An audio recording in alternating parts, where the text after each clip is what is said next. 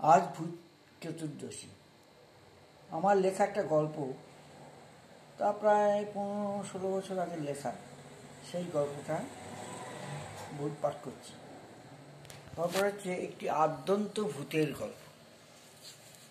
তা কালে কালে 40-45 বছর সময় অতিক্রান্ত হলো, কিন্তু সেই ঘটনার কথা আমার মনে এখনো জলজল করছে।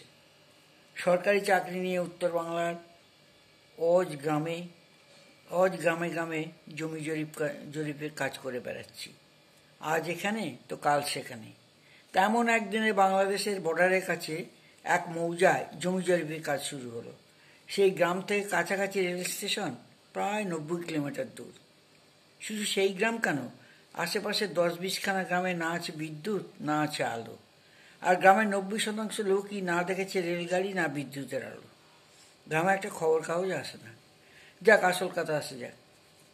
ক্যাম্প অফিস থেকে গরুর গাড়ি ভাড়া করে দলবল সহ প্রায় 15 কিলোমিটার দূরে সেই গ্রামে যখন পৌঁছলাম, সূর্য তখন অস্ত গেছে। সন্ধ্যা হয়। গ্রামের কিছু মাতব্বর লোকজন, কিছু ছানাপোনা কৌতূহলী 2-4 জন জমা হলো গরুর গাড়ি ঘিরে। থাকার ব্যবস্থা হলো গ্রামের এক মাতব্বরের বাড়িতে। সবই মাটির বাড়ি, খড়ের চাউনি। 2 জন আমিনবাবু, একজন পিয়ন, একজন চেন পিয়ন একটা ঘরে, আমি আলাদা একটা ঘরে। ঘরের ভিতর অন্ধকার। টিম টিম করে জ্বলা একটা হ্যারিকেন দিয়ে গেল আমার পিয়ন। বললেন, স্যার 8টার মধ্যে রান্না হয়ে যাবে, খেয়ে দিয়ে শুয়ে পড়বেন, একদম বাইরে যাবেন না, এটা ডাকাতদের গ্রাম। শুনে মনটা দমে গেল। শুধু কলকাতা থেকে প্রায় 400 কিলোমিটার দূরেই এই অজ পাড়াগায়ে ডাকাতের হাতে মরতে হবে নাকি? পিয়ন 8টার সময় ভাত আর ডিমের ডালনা দিয়ে গেলেন। খিদের জ্বালায় সেই আলোনা ঝাল দেয়া রান্নায় অগ্রাসে খেয়ে হাত মুখ ধুয়ে ইষ্টনাম জপ করে শুয়ে পড়লাম। এক ঘুমে রাত কাবার। পরদিন সকালে ঘুম থেকে উঠে চা মুড়ি খেয়ে কাজে লেগে পড়লাম। দুপুরে কোনো রকমে চান করে ভাত খেয়ে আবার কাজ। বিকেলে যতক্ষণ চোখে দেখা যায় ততক্ষণ কাজ। কত লোকের জমির রেকর্ড সংশোধন, দলিল পরীক্ষা করা, জমির মাপজোক, এইসব করতে করতে সূর্য পাটে বসার সময় হয়ে যায়। সন্ধ্যায় ঘরে ঢুকে চা মুড়ি খেয়ে একটা পত্রিকা নিয়ে বসতে না বসতেই রাতের খাবার হাজির।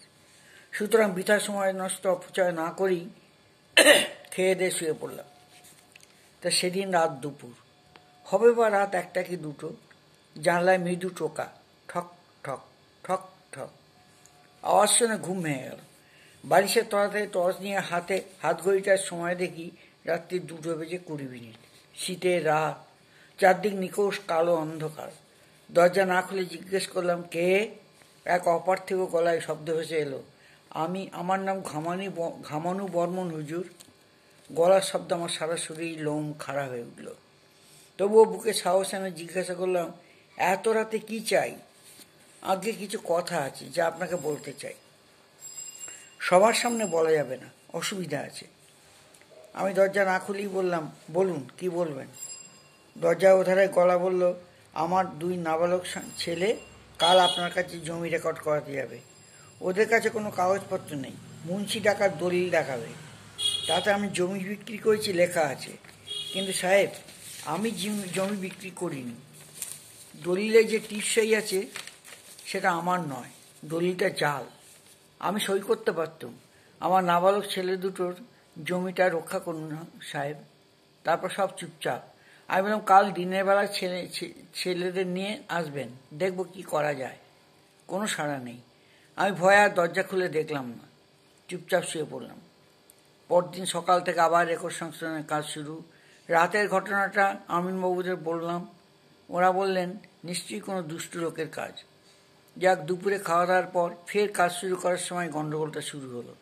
জনৈক হাবু মুন্সি একটা বিঘে 2 পরিমাণ জমি রেকর্ড করাতে চায়, আর 2টো নাবালক ছেলে বলে ওই জমিটা ওদের।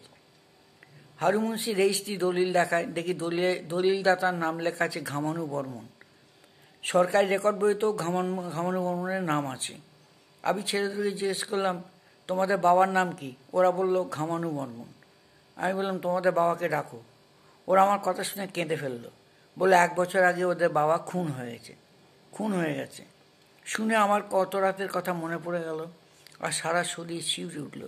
মনে মনে ভাবলাম, কাল রাতে তবে কি ঘামানু বর্মনের অতৃপ্ত আত্মা আমার কাছে এসেছিল। আমি তখনই তদন্ত করে সাক্ষী সাবুত নিয়ে দখল দেখে ঘামানু বর্মনের জায়গায় নাবালক ছেলে দুটোর এবং ওদের মায়ের নাম জমিটির রেকর্ড বইয়ে নথিভুক্ত করলাম, আর হাবু মুন্সির দলিল বাতিল বলে ঘোষণা করলাম। ওই দিন বিকেলে ওই মৌজার কাজ শেষ হয়ে গেল। রাত্রে সকাল সকাল খেয়ে দিয়ে শুয়ে পড়লাম পরের দিন ভোরে চলে আসবো বলে।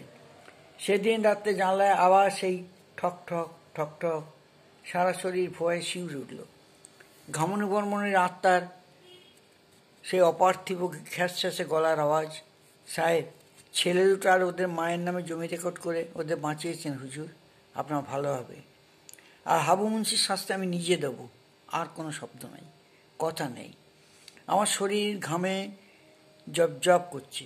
পরদিন ভোরবেলা হই হই, হাবু মুন্সি ওর গোয়ালঘরে গলায় দড়ি দিয়ে ঝুলছে। আমরাও দেখতে গেলাম, দেখি হাবুর চোখ দুটো আর জিভ ঠেলে বেরিয়ে এসেছে, যেন কোনো এক মহা আতঙ্কের মুখে চোখের এই অবস্থা। আজ এত বছর পরে সেই ঘটনার কথা ভুলতে পারিনি।